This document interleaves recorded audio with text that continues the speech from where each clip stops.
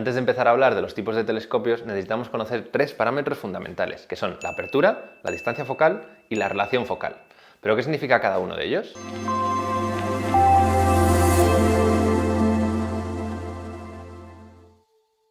La apertura es simplemente el diámetro del telescopio y lo medimos normalmente en milímetros. Así es normal hablar de un telescopio de 60 milímetros, de 70 o de 90 milímetros de apertura. Esto es un dato fundamental para los principiantes cuando empiezan en la astronomía, porque cuanta más apertura tenga el telescopio, más luz va a coger y más lejos vamos a llegar a ver. Nos va a permitir ver estrellas más alejadas o objetos más débiles en el cielo. Es verdad que un telescopio de 60 milímetros, como este, es muy difícil que nos permita ver galaxias lejanas porque son objetos muy débiles, pero sí que nos va a permitir ver perfectamente la Luna y los planetas. En cambio, un telescopio con más apertura, con 100, 130 milímetros de apertura, nos va a dejar ya ver objetos de cielo profundo, como nebulosas y galaxias.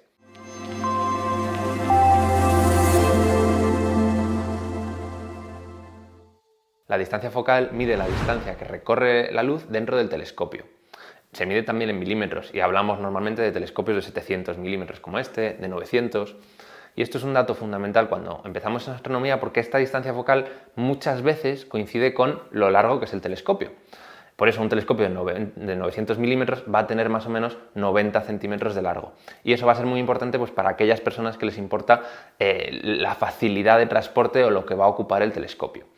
Además, es un dato que se relaciona mucho con la cantidad de aumentos que da un telescopio.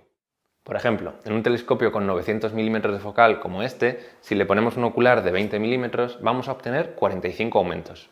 Estos aumentos se obtienen dividiendo los 900 milímetros de focal entre los 20 milímetros del ocular. 900 entre 20, 45. Pero esto depende del telescopio en el que coloque el ocular. Si lo pongo en un telescopio de 700 milímetros de focal, vamos a tener menos aumentos, porque 700 entre 20 nos da solo 35 aumentos.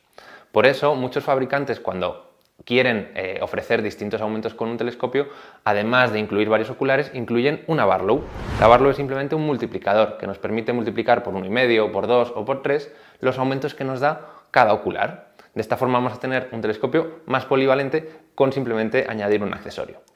Por ejemplo, en este telescopio Breser Spica 130.000, la Barlow ya viene incorporada, de forma que conseguimos un telescopio más corto con una focal de 1000 milímetros, que de otra manera tendríamos un telescopio que mediría prácticamente 1 metro de largo.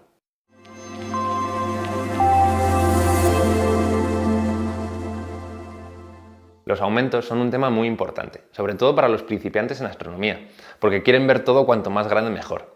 Sin embargo, todo tiene un límite, y si aumentamos demasiado la imagen, sí, la veremos más grande, pero también va a ser menos nítida y va a ser mucho más difícil enfocarla, por lo que muchas veces no nos vale la pena. Los que llevamos mucho tiempo en esto, no solemos recomendar pasar de 150 o 200 aumentos. Esto puede ser difícil de convencer a alguien que empieza, pero os aseguro que con simplemente 100 o 150 aumentos, la imagen de los anillos de Saturno puede ser maravillosa.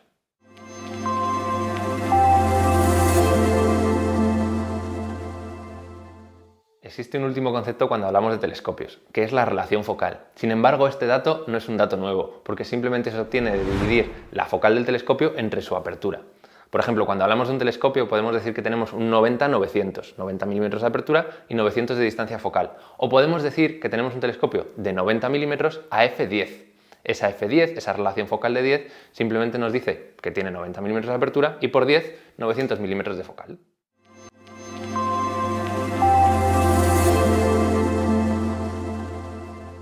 Antes de pasar a hablar de tipos de telescopios o monturas, me gustaría hacer hincapié en algo que es fundamental para los principiantes en astronomía, y es la gestión de las expectativas.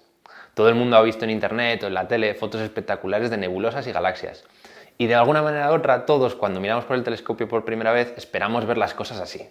Pero nada más lejos de la realidad. Nuestros ojos son herramientas maravillosas de observación.